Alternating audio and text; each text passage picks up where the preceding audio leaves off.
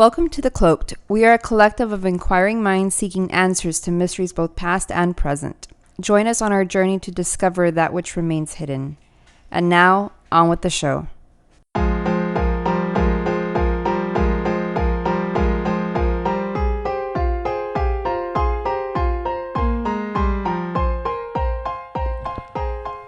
And welcome to another episode of The Cloaked. I am your host, White Owl. Hey, it's Pandora. Why are you laughing? Oh, no reason. And on today's episode, we'll be discussing some very mysterious deaths you may have known in the crypto world. There's been some quite interesting, unfortunate passings. And a lot of these guys happen to be, young in the crypto world and billionaires. And the first person we'll look at is Nikolai Myroshnichenko. He was a notable crypto entrepreneur. He was one of the early developers of the maker DAO. Being at the level of intelligence and in the world of crypto, being a developer is quite up there.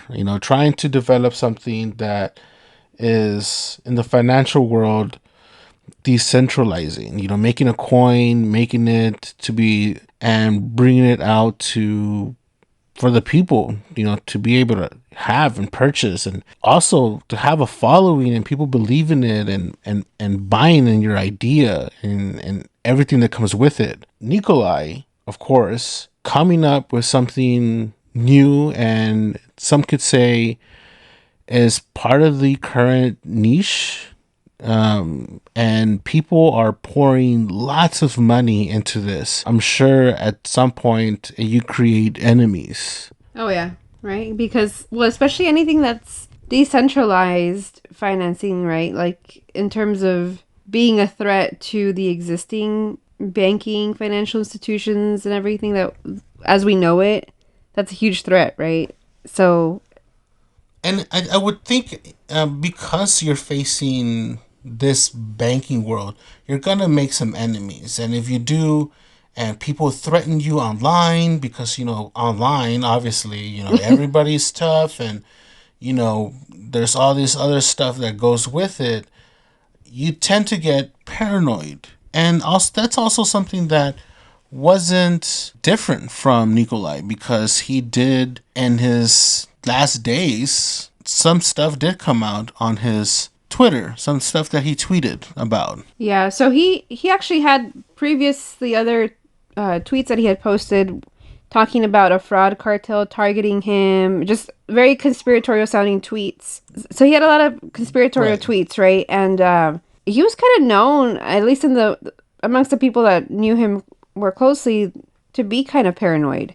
They may have described him to be paranoid or even have some mental health issues. But, not to discredit what he was saying, because he did tweet some stuff that people found very interesting right before his passing. And he actually, at one point, tweeted, and I'll just read this because, this is his words. CIA and Mossad and pedo elite are running some kind of sex trafficking, entrapment, blackmail ring out of Puerto Rico and the Caribbean islands. They are going to frame me with a laptop planted by my ex-girlfriend who was a spy. They will torture me to death. Like, that's a lot. That's a lot of the tweet. Yeah, that is a lot. And what I tried to look into as to why he thought his girlfriend was a spy, I found that interesting. Like, he did break up with her, and that's kind of what I was led to believe, according to some of the sources that I read. Yeah, I did come across one thing, like the New York Post supposedly received a tip from an anonymous source. We don't really know where that was coming from.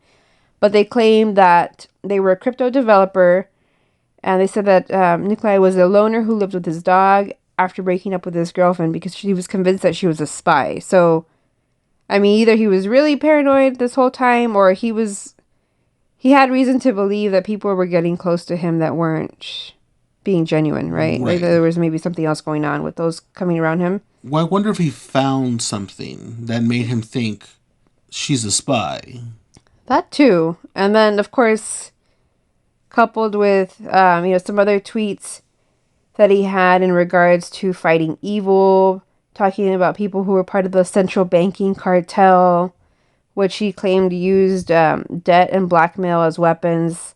So, of course, then, he passes away, and in a weird circumstance. So this just has fueled conspiracies online in terms of everybody who's in the cryptocurrency world.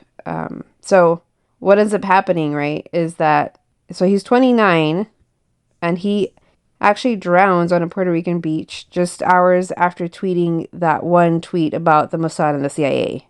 Which the other part is that he was wearing his clothes and his wallet. Like he just walked into the ocean, or? Right. Like that, to me, that didn't make any sense. And neither did his other investors that knew him for years, didn't believe that he would do something like that. Some people were like, that's out of character for him. But there was other people that were like, well, he had these other issues that came along with, being a little paranoid. So it's kind of like, well, did he or didn't he? Did he suffer some kind of breakdown of some sort?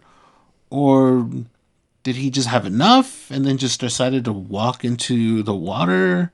They said he drowned. Nobody's really used the word suicide, right? If you notice with how they report his death. Right. Which, if somebody's wearing their clothes and just walks into the ocean, like, I kind of am inclined to think suicide. Right, exactly. But for him, they said, there was no signs of violence when they examined him in terms of, like, maybe he fought somebody off. But he did have a small laceration to his skull.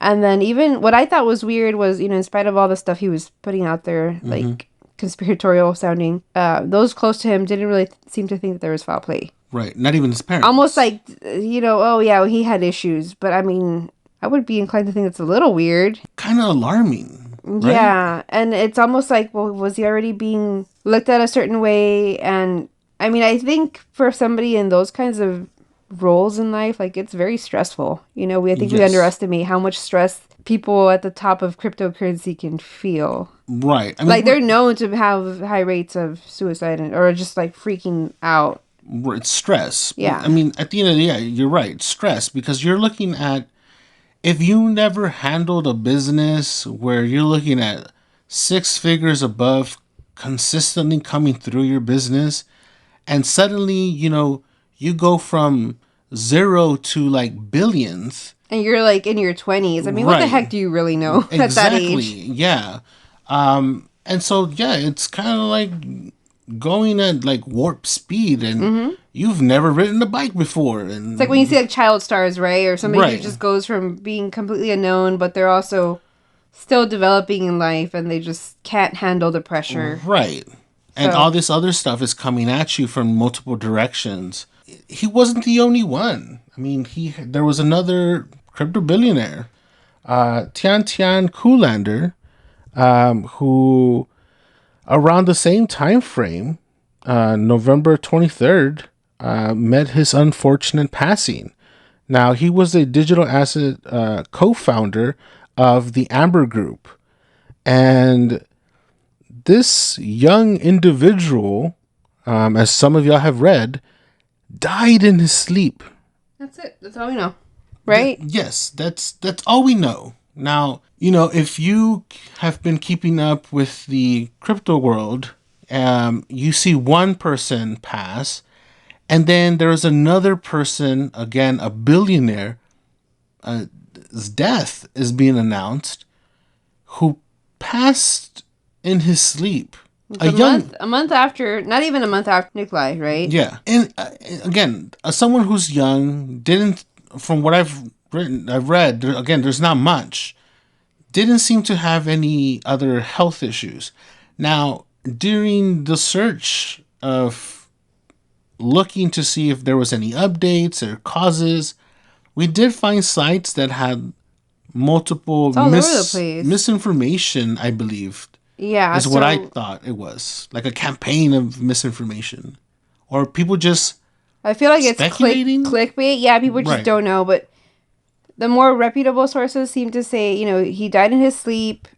That's about it. I mean, he was, from what I gathered, he was a nice guy, like a light guy. He wasn't one of those people that nobody liked. Yeah. We know that he was married and a father, but he was apparently very private. So I'm not surprised that maybe family wouldn't say anything.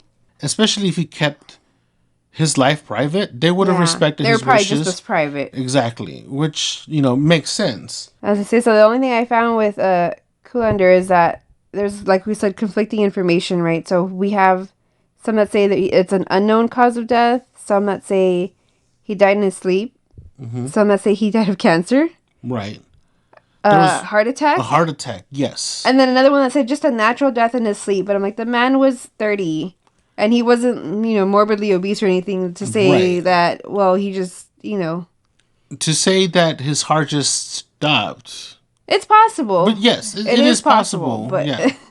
But the odds of that is, kind of, I don't know. Like, I, to me, it was a little odd, but not far-fetched. Like, it is plausible. Right. He had health issues that he didn't know about. Or that we never knew because they were private about it. So also that he could have had some kind of heart condition of some sort. It's unfortunate, but I mean, the possibilities are numerous. It's like all speculation at this point, right? 'Cause there's just nothing out there on his death. And again, not the only one. Nope. In these past few months, we had a third individual by the name of Vyacheslav Taran. Taran, another young individual. Well, I mean, he's 53. I still think, you're in your 50s. Maybe he's not young, but he's also not old. Well, either. It wasn't his health that got him, so that's almost neither here nor there. But. Exactly. Now, his unfortunate passing occurred on November 25th, and his... What, a couple days after Tian? Within the week, actually. Again, another... he was a Forex Club founder, a major player in the crypto world. Dies in a helicopter crash, piloted by an experienced pilot. Some have compared it to the unfortunate events of Kobe Bryant. Mm-hmm. Of course, this is different. There's a lot of different circumstances, I guess one could say. There was a individual that was supposed to be going along for the ride that canceled at the last minute. So, I mean, not to say that a helicopter crash isn't possible, right? Mm-hmm. Like, that's not... It's an unfortunate risk, right, that kind of comes with helicopters. But it is a little unusual in this case because we know that the helicopter crashed in clear weather. I mean, there was no inclement weather. We do know that there was a second passenger that was supposed to join them that canceled last minute. So that kind of raised some red flags. And, of course, Taran and the helicopter pilot were both killed. There were only two on it. But it was a little weird because, he's also supposed to be... Well, he is a known Russian billionaire. And so his company, Forex Club, was in 2018. It was stripped of its license in Russia for allegedly ripping off investors. And so a pro-Kremlin Russian media outlet did say that he had many dissatisfied clients and enemies in Russia who could well get him abroad. So, make of that what you will. And then there was a Ukrainian news agency that also said that he was a crypto billionaire entrepreneur with possible connections to the Russian Foreign Intelligence Service. No proof on that, but that's what they said. So, I mean, who knows? Maybe it was crypto related. Maybe it was something bigger. Or maybe it's just an accident. But it's a little strange. I think the one that makes it weirder for me is like, who's that second person that didn't get on, right? And like, what's their reason for not getting on? Right. Like, that's where I would want to look. But they didn't say that there was foul play, but at the same time, they didn't really rule out that there could be somebody else involved somehow, a third party. Yeah. Which sounds like they also think there might be foul play. I don't know. It's a weird way of wording it, but... Yes. I mean, it's still an active investigation. True. So once you look into, these stories of these crypto billionaires, there's suddenly you realize by the articles and articles that pop up relating to other previous articles that The there's rabbit hole. yeah, the rabbit hole, if you will. There's been other people who have had mysterious deaths, and again, all these people fit into a category. They're young, they're involved in the crypto world, and they're billionaires. Yeah, they're up there. Right. And so it's nothing to really say, it's they fit into one specific category. No, they fit into three very concrete categories. And when you look into the mysterious death, when you look into his death for Nikolai, his mysterious drowning, you also find Marcia Perpetu, who also died mysteriously in a drowning. Right, Again, in Costa Rica. And again, this person, a massive fortune, 2 billion to be exact, was in Costa Rica and Playa Hermosa.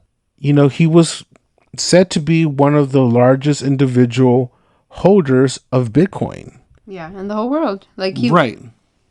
he was just swept away by the current. That's just what happened, and people saw, I guess, right? So it also raises the question of like, well, who has access to the Bitcoin? Probably nobody, right? Like it just that gets lost when these people die. Right.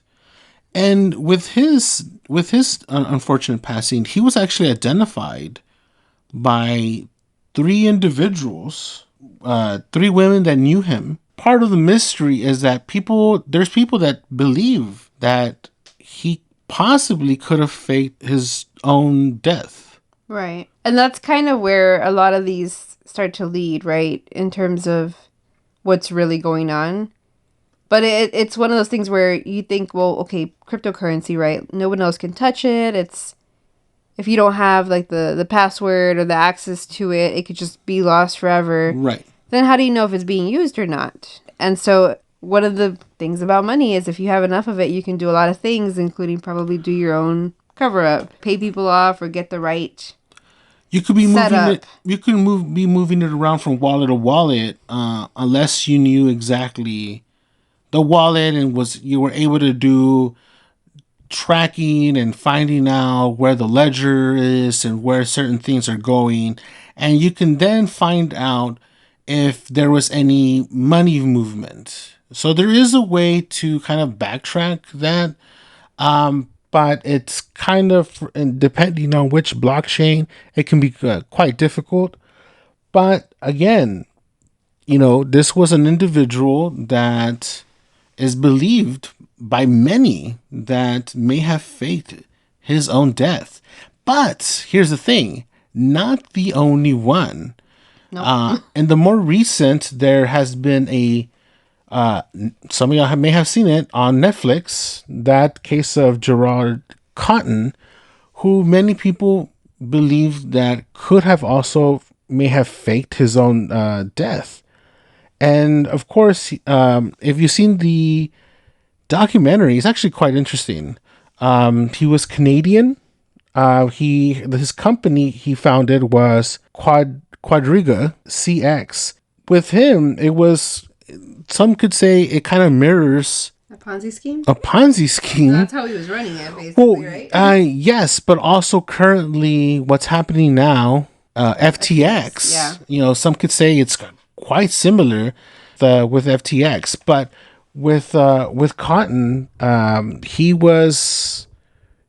if you've seen the documentary, and not to kind of ruin it if you haven't, I suggest you pause this and go right to it. Yeah, because I'm about to spoil the living s out of it.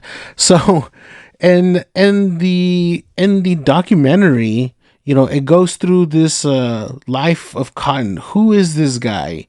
How did he come up with being in this world and becoming a crypto billionaire?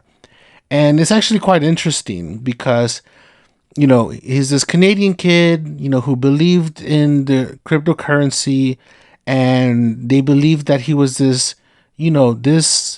innocent, nerdy kid who was big into this crypto world and the digital world and a new frontier, and who had developed this company and was trying to help the people of Canada to be part of this world, to buy Bitcoin, have the easy access to buy this coin. Now, what people didn't know is that he was just taking people's money and he was doing actually the legwork of sending people an email confirming the purchases where there really wasn't anything. There was no coin, there was no wallet, there wasn't anything. It was just a site, and he was just taking your money and he was running with it, and he was gathering up all this money and kind of like doing his own thing and experiencing life using everyone's money. Oh yeah, he was living large, right? Right. I mean, he was living a luxury life of like yachts and his own plane and all this crazy stuff, and traveling the world and whatnot. Yep. And so in the documentary, people are like, hey, look, man, I invested and I couldn't find my money. And I was trying to sell my Bitcoin, and I was trying to move money back into my bank, and I couldn't get access. And people try to contact, customer service. There wasn't any, because it was all Cotton doing it. There was no staff there. He had some partners though, right? I mean, it wasn't literally just him, but I think he's the only one who really knew what was really going on, right, in terms of how shady it was, right? Yes. A lot of his partners had no idea what was going on and how the company was being handled and managed. As it grew and funds were being added to this account, people were kind of left in the dark, not knowing the ins and outs, as his wife puts it. And at the end, when people were trying to get their money, this back in 2018, at the end of the year, an announcement is made that Khan had passed while visiting in India, and he had some kind of emergency of some sort and had died. Mm-hmm. And this announcement was made allegedly weeks after he had actually passed. Yeah, I think it's what gets everybody is his death, right? Like the death part is the weirdest part because, okay, it's in India. The cause of death is complications of Crohn's disease. Right. So, all right. And then, I mean, nothing's impossible, right? But usually you don't hear too much of that, somebody that young dying of Crohn's disease. But the death itself was suspicious because, like you said, he dies and they don't tell investors until practically a month after. His wife at the time says that it was kind of left up to the lawyers and, all those other people. So she just let them do their thing. But I think it's kind of weird, right?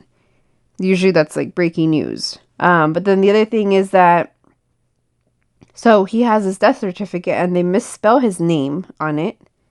And then he has a closed casket funeral, which if he died from Crohn's disease, I mean, he was just sick. It's not like he got, in a horrific accident where they couldn't show his body. Yeah, where his body was like mangled and you couldn't see his face or, kind of. His wife says that she was with him when he died, but, that's really the only one we've got to go off of. And a lot of people think that she knew a lot more than she let on. Right. They didn't believe what she was saying. And one of his main partners, he, in the documentary is like, I didn't even know he was married. Not only that. They had just gotten married, and this was practically like a honeymoon that they were doing in India. So it's like, did this chick just come out of, I don't want to say nowhere, but Did he? Well, I have my theories on that one because the partner says, I didn't know he was married. I never saw a body. No one ever saw the body.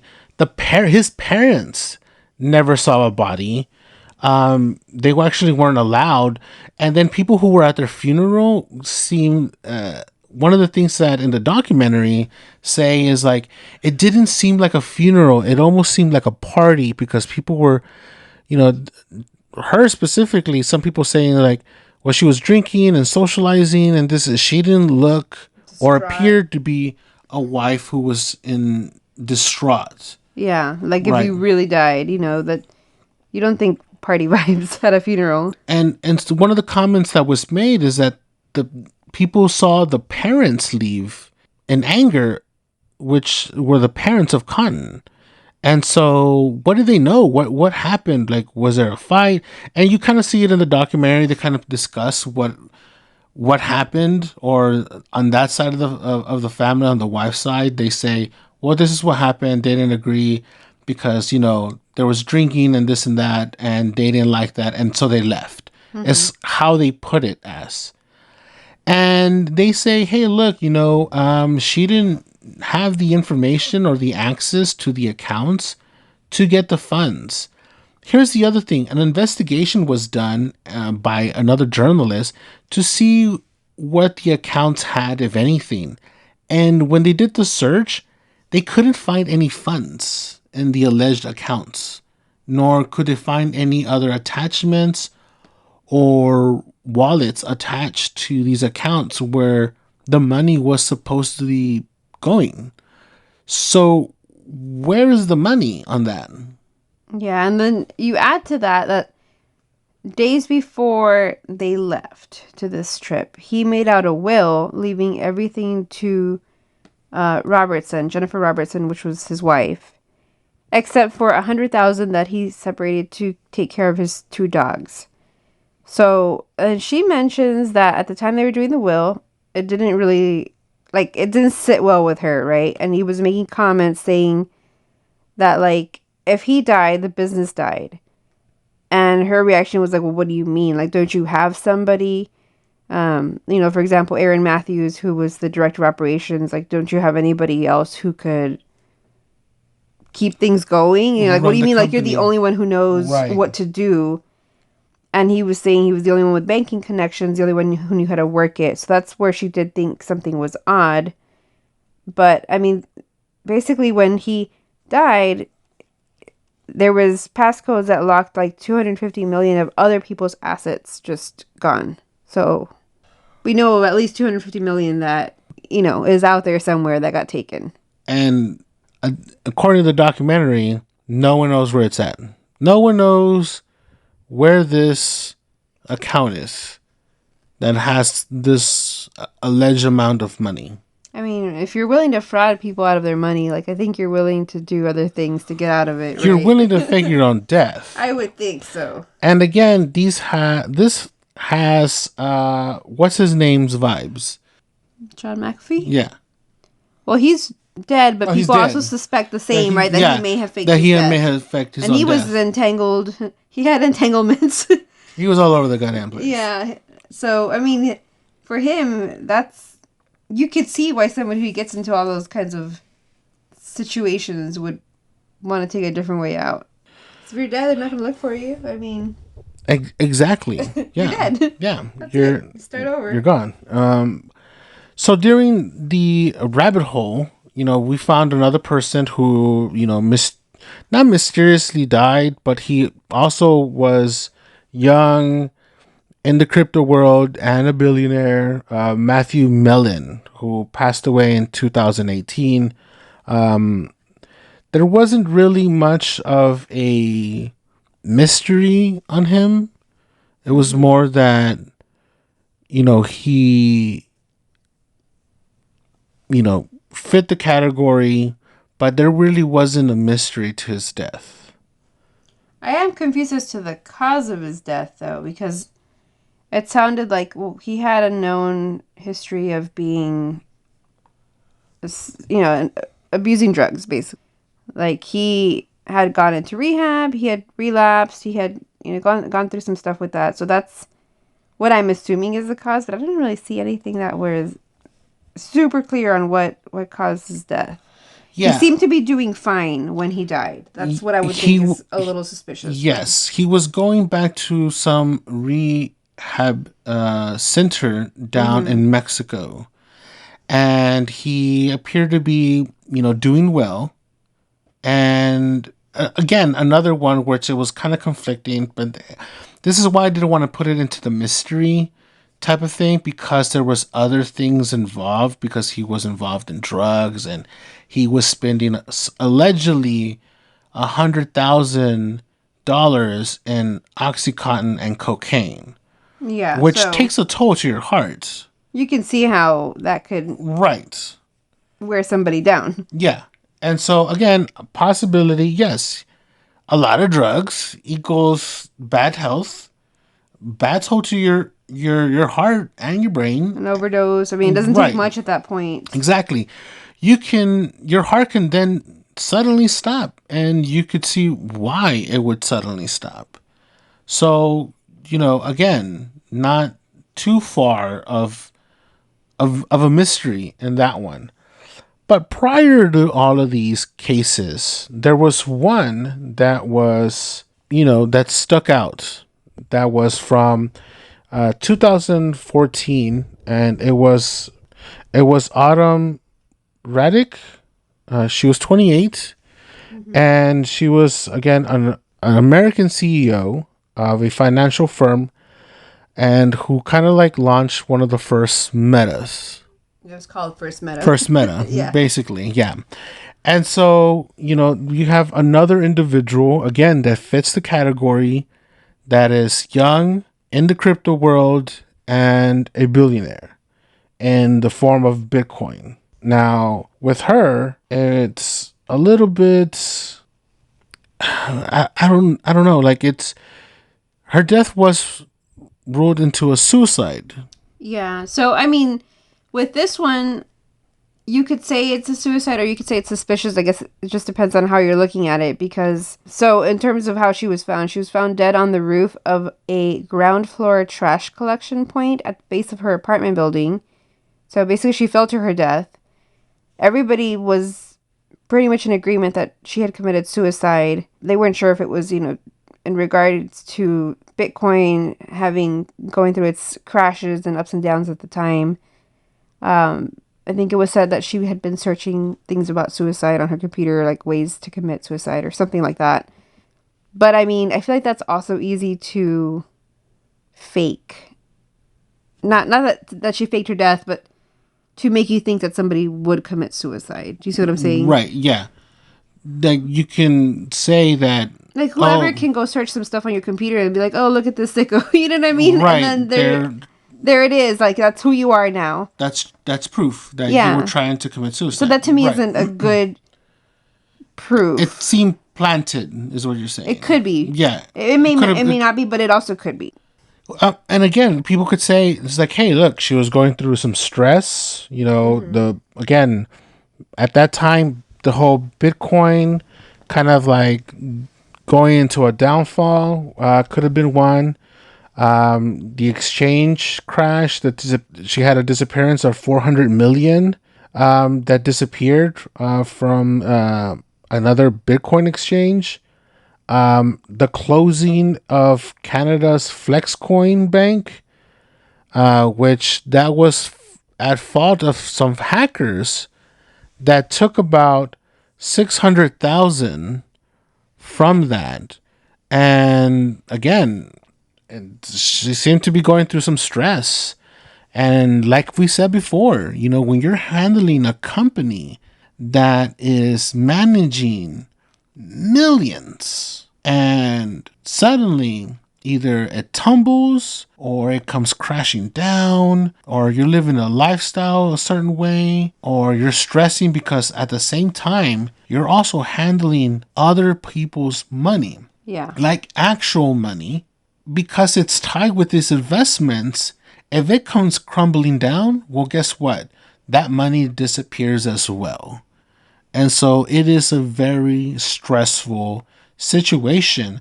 And one could say that Autumn was going through that. And, she maybe unfortunately decided to end her life. And like Pandora was saying, one can also plant these things, but these are one of few of many cases that could be going on. The thing with all of these, one could say that picking through this topic, I was asked by some of my other colleagues saying that, hey, do you think that are some of the more recent ones connected with Russia, as Russia trying to take in some cryptocurrency to buy weapons from China? Like, there's a lot of theories going around. People, anywhere from people saying that there's a firm out there, targeting certain people, not necessarily just from their own cryptocurrency, but their technology behind some of their stuff, which again, it's also a possibility. I mean, there is so many conspiracy theories of cryptocurrency because, again, you could do so much with it. One could say that, hey, look, they took out some people from this specific coin and now they're going to start burning their coin out to increase the existing coin's value. Again, that is a possibility because that's kind of how, if you destroy X amount of coins from a particular coin, well, you're only adding value, especially if no more other coins are being mined or makes printed. Them more rare, right? Right. So then they increase the value. Exactly. So is it just, I mean, it could literally just be personal gain on a mass scale? On a mass scale, yes. The Russia thing, though, I know, like, with Vyacheslav, him being a Russian billionaire, I mean, that's basically a Russian oligarch, right? We know that Russia faced, like, increased sanctions from the world, right? In terms of them being able to access for money and move money around. So, it got me thinking, because I'm thinking, well, some of these people had a lot of money, but then all of a sudden they couldn't access it or they couldn't move it, right? So it becomes an issue of, well, you have all this money, but without access, I mean, what do you really have? With cryptocurrency, if you move money in some of these ways, like the person that accesses it is the only one that has access. And then what you've seen with some of these people is that they move their assets to somebody else that can move it for them, right? Right. Because of what's going on currently. So what if people get word about this and they know that somebody's transferring their assets via somebody else, and so they just kill that person off to intercept those funds, and then the funds are gone? It's like, I mean, nobody wins in terms of money, but they're winning a bigger thing overall. Do you see what I'm saying? Yes, I see what you mean. Yes, yes. That was also a theory. Because they're taking their money to their grave, essentially. So if they're moving someone else's money and then that gets taken to the grave, that's a huge hit to somebody. Yes, that is a big. I mean, whether it was a steal or not, that is a big hit on that other person. Yeah, it's a hit on a person and money. Well, okay, going back to was it Nikolai who said about the CIA spy thing? He dragged everybody. Yeah, CIA, Mossad. Okay. Think about it this way. What if he, again, theory that I'm developing as we speak. What if he wasn't wrong? That, let's say, hypothetically, that Nikolai was suddenly moving money for someone else, no names, and the CIA got a wind of this and decided, hey, look, we need to stop this before the money goes out. And, if he's moving money for someone else, well, if we can just stop that from happening, then we hurt this other person. It's so hard to stop cryptocurrency. Right. Because of the blockchain and how it's run. What's the one thing you could for sure do? Right. You could hide money and move money fast. Yeah. Depending on the blockchain. But yeah, that's the whole point of it. And if you're moving money, let's say you have these billions and you're moving money in like millions or fractions or whatever, it doesn't seem so odd because you have billions. Right. And so you can never tell. An eye because right. You could just be moving your own money around, and that's how it's done. Right. And no one would ever know because, hey, look, you flux 100,000 here and there, maybe a couple of million here and there. That's nothing to but that's these nothing guys, because so it never seems odd that money is moving, because if money is constant, the elevation always seems correct, even though this money is being moved around. Yeah. I mean, well, it'll probably be really hard to track, but I think that's a pretty valid theory, because that tells me that, the money is being moved potentially through somebody else. If that's the only person that has access and you have no other ways of stopping it, Right. you stop the person. Yeah.